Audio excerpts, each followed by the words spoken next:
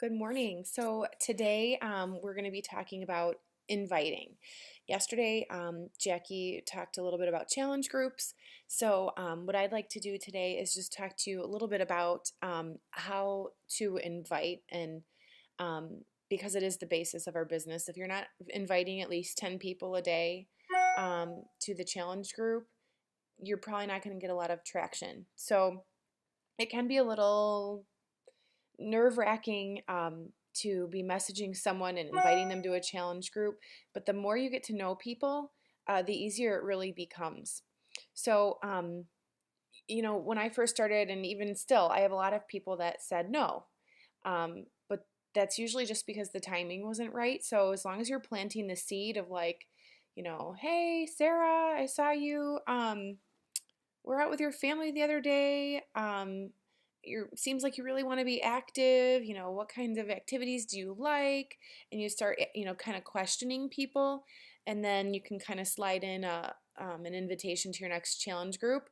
And if they say no, that's totally fine. Just go back to the original reason that you reached out to them and ask how their family's doing and just kind of follow up like you would naturally with a conversation. So just because someone says no, it doesn't mean that they are never going to join you in a challenge group. You've planted the seed, the timing just wasn't right for them, and you're offering to help them. And if you follow up with a, kind of a wrap up end of the conversation with something, asking about their lives, they're going to believe that you're genuine. So, the other thing that happens when you plant that seed is people start watching you a little bit more. And sometimes once you've planted that seed and people are watching you and watching you and watching you, and you're being consistent and you're sharing on Facebook or Instagram, usually with that consistency, they end up saying yes later. So don't ever stop inviting, don't ever give up, and don't apologize when you're inviting to people either. If you're inviting them to join a challenge group, you're offering them a solution to a problem that they might have. And you're really reaching out to help them.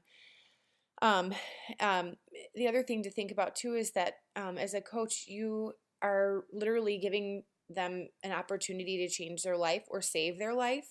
There's been a lot of people that originally said no to joining challenge groups that have lost huge amounts of weight and have greatly improved their health. And my fiance is actually an example of that. He isn't completely overweight, but he did have high cholesterol.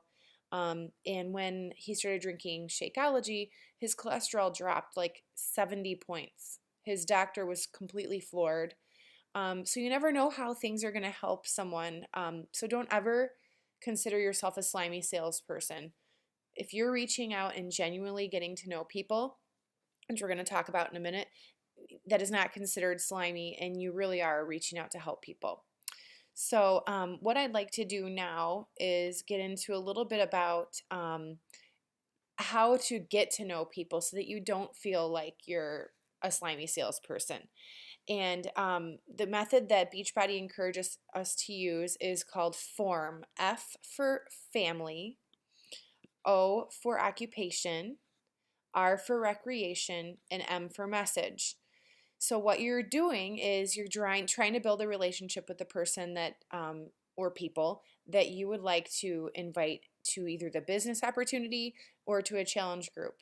So the business is kind of based on the strength of the relationship that you build with the person. We're not all about sales. We're not reaching out to people just to get Success Club points. We're not reaching out to people to get commission. Um, when you naturally engage with a friend, a family member, a coworker, or even a stranger, or someone that you haven't talked to in a long time, you're just going to basically start by asking questions. What it does is it kind of helps reveal ways to motivate the person that you're speaking with, and it also kind of exposes their personality, their strengths, their weaknesses, likes, dislikes. So F for family, some example questions might be, are you married? If yes, for how long? What is your spouse's name? Do you have children? If yes, what are their ages? What are their names?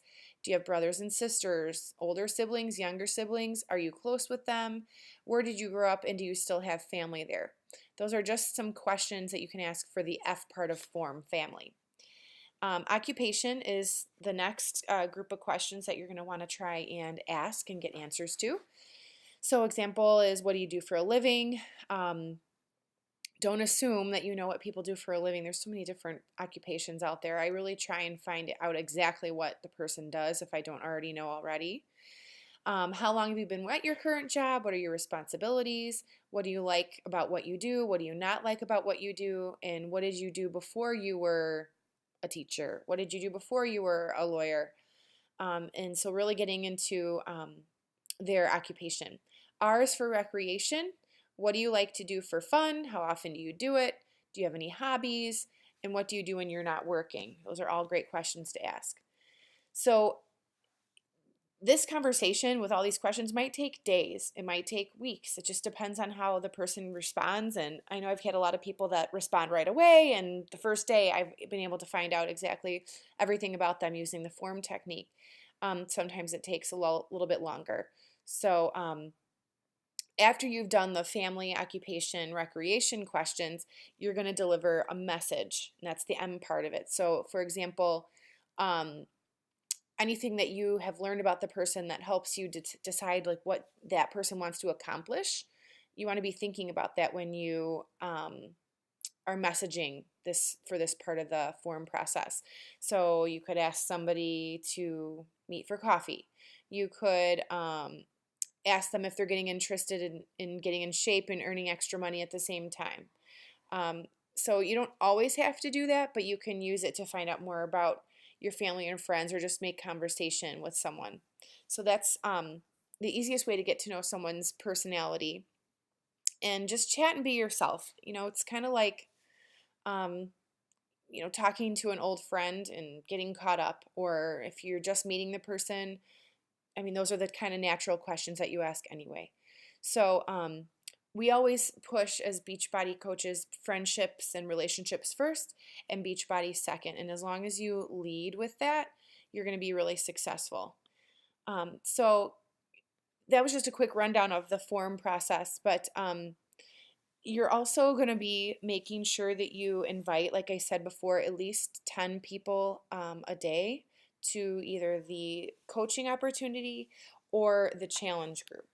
So a good way to do that is to use a tracker, which actually Amanda's going to be talking about tomorrow. But there's also some what we call Hey Girl scripts. So if you haven't talked to someone, for example, in like 3 years, or if you've never met them, maybe they're like part of your cold market. I have that happen a lot on Instagram where people friend me and I don't know them. A good method is to use the hey girl or hey what's up technique, and there are scripts for that. So what I will do is underneath this post I'll put an example script of like a cold market script, and it usually just starts, hey girl, not sure if you've seen my posts on Facebook lately, but I am running challenge groups, and I've started doing this amazing business. And I really enjoy helping people, and I'm going to have a challenge group starting soon. I'd really like it to be awesome, and I'd like you to be a part of it. Would it be okay if I sent more information to you about it?